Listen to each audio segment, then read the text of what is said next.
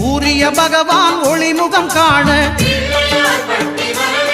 அங்கு கற்பக தருவின் நெற்றியில் மலரும்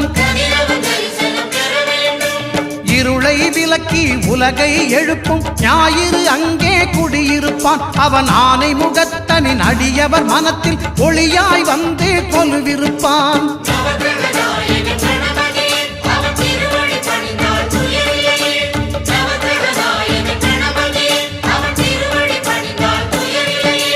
ஒன்பது கோளும் ஒன்றாய் காண அங்கு கற்பகம் என்னும் கடவுளின் மெய்யில்